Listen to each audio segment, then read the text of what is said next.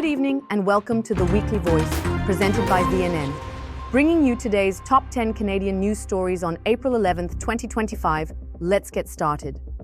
Canada's 2025 federal election is heating up, and so is early turnout. Elections Canada reports over 130,000 ballots already cast, more than double the early vote pace in 2021.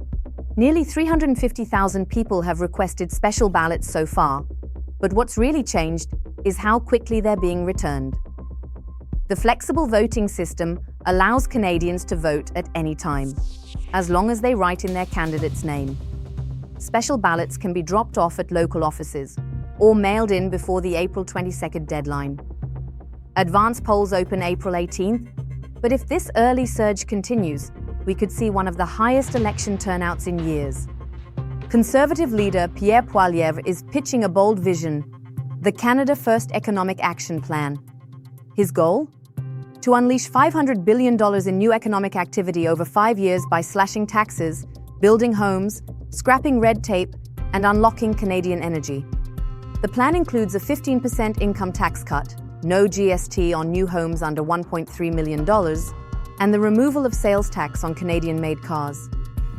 Poilievre also promises to repeal C-69, create a national energy corridor, and fast-track resource approvals. Framing it as a response to a lost Liberal decade, Poilievre says it's time to rebuild Canada's economy from the ground up and take a stronger stand against Trump-era trade shocks. Brampton's brightest fundraiser lit up the weekend as the Osler Foundation's Holi Gala raised over $1.24 million for local hospitals. The sold-out event brought together 900 community leaders for a night of food, music, and impact. The Landers headlined the evening, bringing the house down in celebration of Peel Memorial's 100th year of care. Funds will support Peel Memorial's redevelopment, including Brampton's second emergency department, vital for a region with over 300,000 ER visits a year. Osler CEO Ken Mayhew says it best. Rather than waiting for change, our community is making it happen.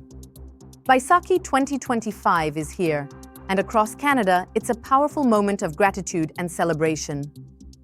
Marking the Punjabi New Year and the founding of the Khalsa Panth in 1699, Baisakhi unites Sikhs, farmers, and families in joyful tradition. Gurudwaras are filled with prayer and kirtan, Nagar kirtans fill the streets with energy, and kitchens overflow with classics like Sarson da Saag, Maki di Roti, and Sweet Pinny. This year's theme, Unity, Community, and Prosperity, reminds us of strength in togetherness. Whether you're celebrating at a Gurdwara or hosting a feast at home, Baisakhi is about connection, heritage, and hope. Canada is hitting back. Effective April 9th, 25% tariffs are now being applied to US-made vehicles that don't meet CUSMA rules. The move targets non-Canadian and non-Mexican content in US vehicles in retaliation to American tariffs on Canadian autos, steel, and aluminum.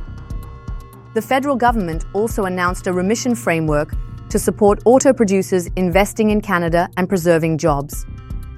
Minister François-Philippe Champagne said these measures are part of Canada's firm response to unwarranted US tariffs. The message is clear. Canada is protecting its economy and it's not backing down. Good evening.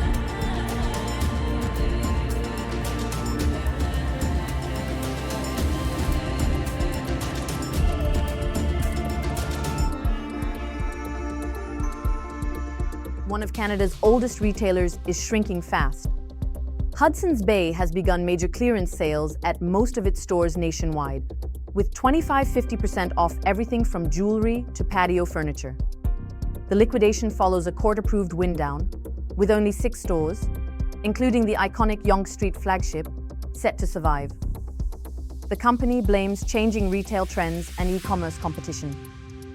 Some stores are cutting prices further each week to move inventory. For now, bargain hunters are lining up. But this marks the end of an era for one of Canada's most historic brands. Brampton Mayor Patrick Brown is taking aim at Ontario's overburdened court system. With growing delays and a staggering 56% of criminal cases getting withdrawn or dismissed last year, Brown's motion, backed by St. Catharines Mayor Matt Cisco, calls for urgent action. He's pushing for more judges, crown attorneys, and digital upgrades to speed up disclosure timelines.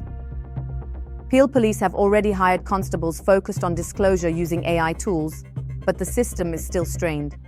Ontario's big city mayors are now formally asking Queen's Park to act fast, before delayed justice becomes denied justice.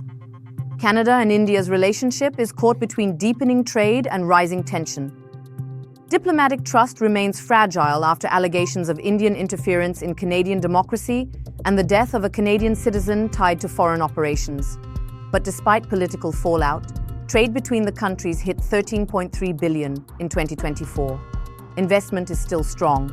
Canadian pension funds are growing their footprint in India, and Indian tech and pharma companies continue to bet big on Canada.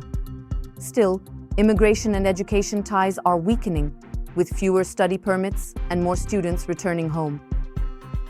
The challenge now? Decoupling politics from business before the damage spreads. There's a new face in Washington's Ottawa playbook. Peter Hoekstra has officially become the U.S. ambassador to Canada. A Trump ally and former congressman, Hoekstra takes the job during tense trade disputes. At his Senate confirmation, he was asked directly, "Is Canada a sovereign nation?" His reply, a firm, if brief, yes. His nomination passed 60 to 37, and while he pledged to push for fairer trade, he offered little on how he plans to calm diplomatic waters. Hoekstra previously served as ambassador to the Netherlands. Now, he steps into a stormy cross-border relationship that's anything but predictable. Canada's real estate future is being shaped by rising tariffs and global trade turmoil. With imported steel and aluminum now costlier than ever, developers are warning of rising construction costs and housing shortages, especially in major cities like Toronto and Vancouver. But there's opportunity too. Mid-sized cities like Edmonton are showing resilience, with smart zoning reforms and new investments. Meanwhile, Ottawa may redirect tariff revenues into affordable housing, as Prime Minister Mark Carney halts his campaign to manage U.S. trade talks. If handled right, this economic turbulence could spark a smarter, more stable real estate landscape for Canada. That's all for today's top stories. Thank you for joining us on The Weekly Voice, presented by VNN. Stay informed, stay engaged, and we'll see you next time.